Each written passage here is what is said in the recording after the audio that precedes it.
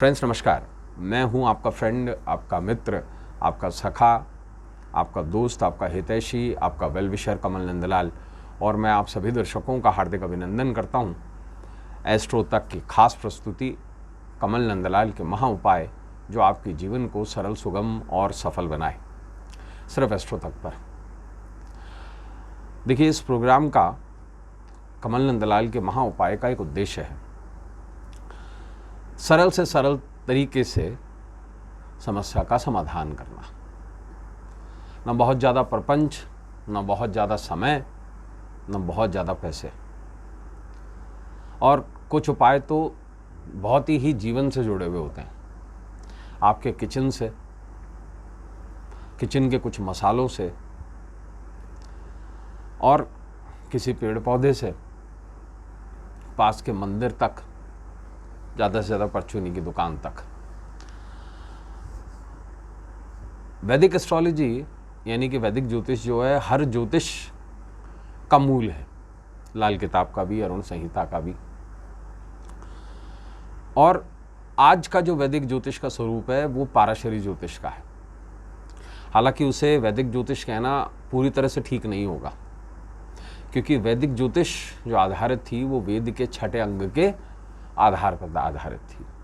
हाँ, इसे हम पौराणिक ज्योतिष या प्राचीन ज्योतिष ज़रूर कह सकते हैं, जिसमें बृहद पाराशरी, लघु पाराशरी, वरहमीर, गर्गहोरा, मुहूर्त चिंतामणि इत्यादि इत्यादि कई जो ज्योतिष के शास्त्र हैं उनका समायोजन है। उसमें बहुत सारे हैं, ताज्जिक पद्धति भी है और उसमें वर्ग भी है। धीरे धीरे जैसे जैसे ज्योतिष एडवांस होती गई वैसे वैसे उसमें बहुत तरीके के रिसर्चेस जुड़ते गए। और आज की जो मॉडर्न ज्योतिष है वो भविष्यवाणियों के साथ साथ रेमेडियल एस्ट्रोलॉजी पर बहुत ज़्यादा ध्यान देती है। कारण क्या है? कारण यह है कि मान लीजिए साहब, आपने जो हमारी एंशिएंट एस्ट्रोलॉजी है, जिसको हम पाराशरी ज्योतिष कहते हैं, अगर उसके बिहाफ पर प्रेडिक्शन कर भी ली, आपको ये पता लग भी गया कि साहब समस्या है, तो उसके समाधान इतने ज़्यादा कॉस्टली हैं और इतना ज़्यादा टाइम कंज्यूमिंग हैं कि चीज़ें कई बार हाथ से निकल जाती हैं। और आज के परिवेश में लोगों के पास समय नहीं है, न जॉब के लिए इतना समय है, क्योंकि जीवन इतना कॉम्प्लिकेटेड हो गया है। आप 2.5 से दिल्ली, मुंबई जैसे शहरों में, मेट्रोज़ में कम से कम व्यक्ति 2.5 से 3 घंटे की ट्रैवल करता है, 10 घंटे की नौकरी करता है, 13 घंटे उसके यहाँ ख़त्म हो जाते हैं। 24 में से बच गए 11 घंटे, उसमें से मुश्किल से वो 6 घंटे सो पाता है या 7 घंटे की नींद निकालता है। उसके पास अपने लिए सिर्फ 4 या 5 घंटे का समय है, उसमें उसको एंटरटेनमेंट भी लेना है, परिवार को समय भी देना है, भोजन भी करना है, वर्कआउट भी करना है और बहुत सारी चीज़ें करनी है। ऐसे में कितना संभव है व्यक्ति का रोज़ की 21 माला का जाप करना? पॉसिबिलिटीज़ बहुत कम है। और जाप के लिए क्या वो अपनी शुद्धि दे पाएगा? क्योंकि आज का खान पान भी, ये समझ लीजिए, अमूमन 90% बिना प्याज लहसुन के होता ही नहीं है। और आज के परिवेश में सबसे पहले मानसिक शुद्धि बहुत ज़रूरी है, जो होना लगभग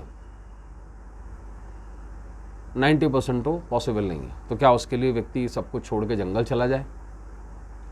तो कुछ चीज़ें प्रैक्टिकली पॉसिबल नहीं है आज के परिवेश में। हाँ, आज से 50-60 साल पहले ये चीज़ें संभव थीं, क्योंकि तब इतना आकर्षण नहीं था। आकर्षण आज भी नहीं है, अगर कोई आंखें मूंद ले तो सब कुछ खुद पर निर्भर करता है।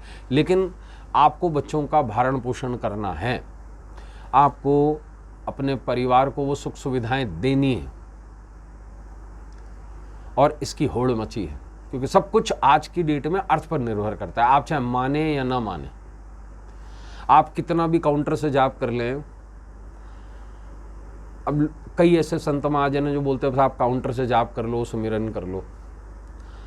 शास्त्र क्या उल्लेख देता है इसका? शास्त्र कहता है बिना माला के जाप शून्य है। यहाँ तो करांगुली पे करे, हाथों पे, उसके लिए प्रॉपर आसन होना चाहिए, उसकी प्रॉपर विधि है। वो तो छोड़िए, हम जो जाप की बात करते हैं, हम 3 वक्त की संध्या नहीं कर पाते। मैं पूरे दिन में अमूमन 2 वक्त की संध्या कर पाता हूँ, तीसरे वक्त की कर ही नहीं पाता। और मैं आपको ये गारंटी दे रहा हूँ 99.9% लोग ये जानते ही नहीं है कि संध्या क्या होती है, पंचदेव पूजन पद्धति क्या है। तो आज का जो परिवेश है ना, उसके हिसाब से ज्योतिष को अगर ढाल लिया जाए तो ही सही है। और ऐसी मॉडर्न एस्ट्रोलॉजी में बहुत सारे शास्त्र हैं, उनमें से कुछ लाल किताब भी है, कुछ वनस्पति ज्योतिष पर भी काम किया गया है। और आज का जो हमारा विशेष विषय है वो वनस्पति ज्योतिष पर ही आधारित है। पेड़ पौधों की ज्योतिष, नक्षत्रों पर ज्योतिष। जी हाँ। अब ऐसे में कुछ ऐसी चीज़ें या कुछ ऐसे उपाय बताए गए हैं जो बहुत कारगर हैं, लेकिन उनका पता एकदम से नहीं लगता, उनका पता रिजल्ट आने पर लगता है। लोग बोलते हैं साहब आप तो कोई ऐसा उपाय बताइए जो एकदम से रिजल्ट दे दे।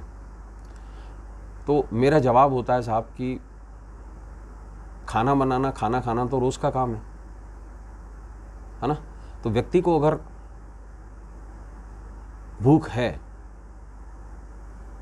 तो उसको बाजार से गेहूं लेना पड़ेगा, गेहूं पिसवाना पड़ेगा, सब्जी लेनी पड़ेगी, सब्जी काटनी पड़ेगी, मिर्च मसाले लाने पड़ेंगे, कुकर में डाल के सब्जी उसको बॉईल करनी पड़ेगी, बनानी पड़ेगी, उस पर छौंक देना पड़ेगा, आटा गूंदना पड़ेगा, उसकी रोटी बनानी पड़ेगी और उसके बाद उसे खाना पड़ेगा। खाने से पहले उसको अच्छी तरह चबाना पड़ेगा, तभी उसकी भूख शांत होगी। तो कुछ भी इस दुनिया में ऑन स्पॉट नहीं होता।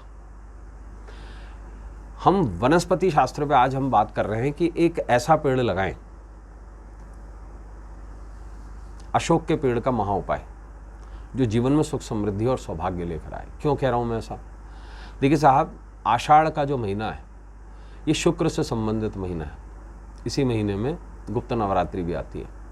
ये महीना विष्णु और देवी को समर्पित है और शुक्र का कनेक्शन महालक्ष्मी से और लक्ष्मी दोनों से है। महालक्ष्मी मतलब जो मूल प्रकृति है, आद्या यानी पार्वती, वही माँ लक्ष्मी है, वही अन्नपूर्णा है।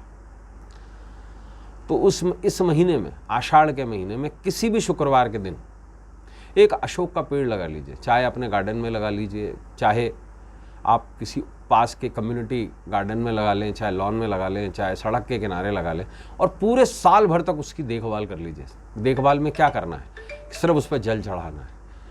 जीवन में निश्चित रूप से सुख समृद्धि और सौभाग्य आएगा। तो दोस्तों, आज के लिए बस इतना ही। कल आपसे फिर मुलाकात होगी। इजाजत दीजिए। नमस्कार, नमः शिवाय। अगर आप मुझसे जुड़ करके अपनी समस्याओं का समाधान चाहते हैं और चाहते हैं कि आपकी समस्याओं को ज्योतिष के माध्यम से सुलझाया जाए, तो आप हमसे संपर्क कर सकते हैं, जुड़ सकते हैं एस्ट्रो तक पर।